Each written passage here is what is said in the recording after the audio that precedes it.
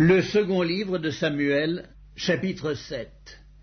Lorsque le roi habita dans sa maison et que l'Éternel lui eut donné du repos, après l'avoir délivré de tous les ennemis qui l'entouraient, il dit à Nathan le prophète, « Vois donc, j'habite dans une maison de cèdre et l'arche de Dieu habite au milieu d'une tente. » Nathan répondit au roi, « Va, fais tout ce que tu as dans le cœur, car l'Éternel est avec toi. » La nuit suivante, la parole de l'Éternel fut adressée à Nathan.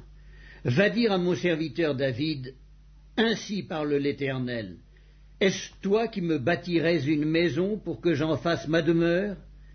Mais je n'ai point habité dans une maison depuis le jour où j'ai fait monter les enfants d'Israël hors d'Égypte jusqu'à ce jour. J'ai voyagé sous une tente et dans un tabernacle.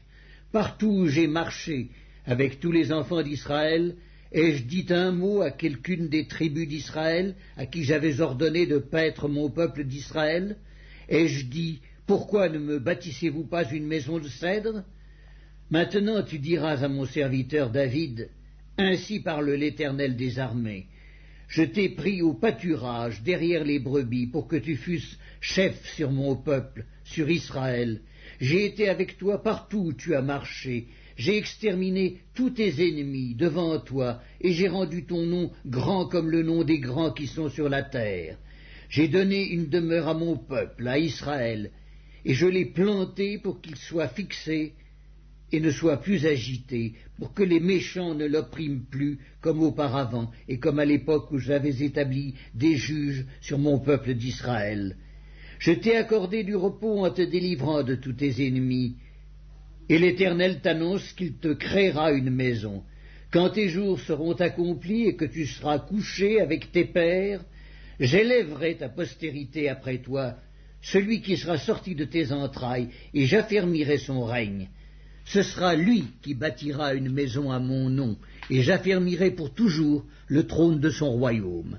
Je serai pour lui un père, et il sera pour moi un fils.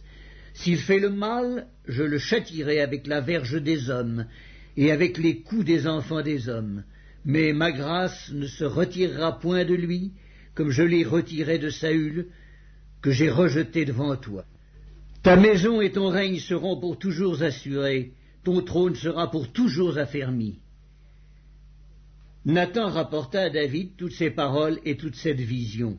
Et le roi David alla se présenter devant l'Éternel, et il dit, « Qui suis-je, Seigneur éternel, et quelle est ma maison pour que tu m'aies fait parvenir où je suis? C'est encore peu de choses à tes yeux, Seigneur éternel. Tu parles aussi de la maison de ton serviteur pour les temps à venir, et tu daignes instruire un homme de ces choses. Seigneur éternel, que pourrait te dire de plus David? Tu connais ton serviteur, Seigneur éternel. À cause de ta parole et selon ton cœur, tu as fait toutes ces grandes choses pour les révéler à ton serviteur. Que tu es donc grand, éternel Dieu, car nul n'est semblable à toi, et il n'y a point d'autre Dieu que toi, d'après tout ce que nous avons entendu de nos oreilles. Est-il sur la terre une seule nation qui soit comme ton peuple, comme Israël, que Dieu est venu racheter pour en former son peuple, pour se faire un nom et pour accomplir en faveur de ton pays, des miracles et des prodiges, en chassant devant ton peuple que tu as racheté d'Égypte, des nations et leurs dieux. Tu as affermi ton peuple d'Israël pour qu'il fût ton peuple à toujours. Et toi, Éternel, tu es devenu son Dieu.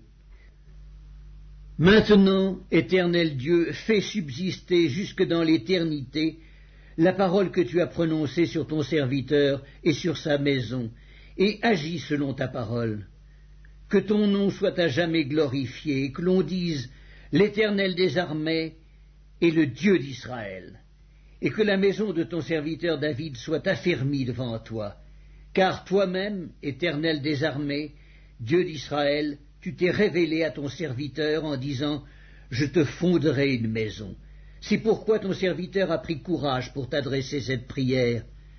Maintenant, Seigneur éternel, tu es Dieu, et tes paroles sont vérité, et tu as annoncé cette grâce à ton serviteur. Veuille donc bénir la maison de ton serviteur, afin qu'elle subsiste à toujours devant toi.